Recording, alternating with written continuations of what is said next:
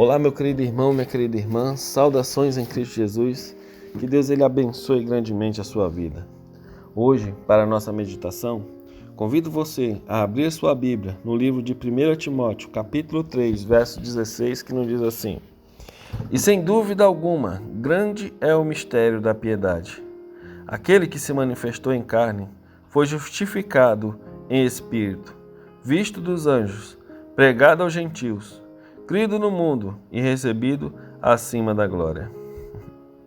A encarnação de Cristo, Jesus ter se tornado um ser humano, é o mistério de todos os mistérios.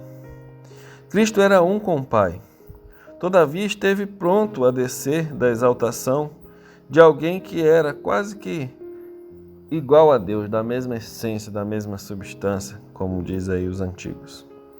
A fim de poder realizar o seu desígnio de amor em benefício a nós seres humanos, ele tornou-se osso do nosso osso e carne da nossa carne. Agora, quão vasto o contraste entre a divindade de Cristo e a impotente criança da manjedoura de Belém.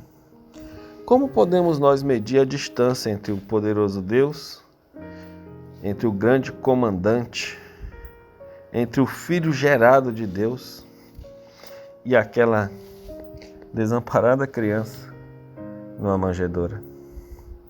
Não obstante, o Criador dos mundos, aquele em quem habita corporalmente a plenitude da divindade, manifestou-se no impotente neném da manjedoura, incomparavelmente mais elevado que qualquer dos anjos, igual ao Pai na dignidade e glória, e todavia revestido da humanidade. A divindade e a humanidade achavam-se misteriosamente combinadas, e o homem e Deus se tornaram um. Por isso que Jesus fala: eu e o Pai somos um. Teria sido uma quase infinita humilhação para o Filho de Deus ele se revestir da natureza humana, mesmo quando Adão permanecia no seu estado de inocência no Éden, mesmo antes do pecado. Mas Jesus aceitou a humanidade quando a raça havia sido enfraquecida por 4.000 anos de pecado. Como qualquer filho de Adão, aceitou os resultados da operação da grande lei da hereditariedade. O que estes resultados foram? Manifestar-se na história dos seus ancestrais terrestres. Veio com essa hereditariedade para partilhar de nossas dores e tentações e dar-nos o exemplo de uma vida impecável. Os que afirmam que era impossível Cristo pecar, não pode crer que ele tomasse realmente sobre si a natureza humana. Mas não foi Cristo realmente tentado, não somente por Satanás no deserto, mas no decorrer de toda a sua existência, desde a infância até a sua varonilidade? Jesus não foi tentado em todo momento? Nosso Salvador se revestiu da humanidade com todas as contingências da mesma. Tomou a natureza do homem com a possibilidade de ceder à tentação. Não temos que suportar coisa nenhuma que ele não tenha sofrido. Sabe quando você acha que ninguém conhece a sua dor? Jesus, ele é o nosso advogado. E ele conhece perfeitamente por tudo aquilo que você passou.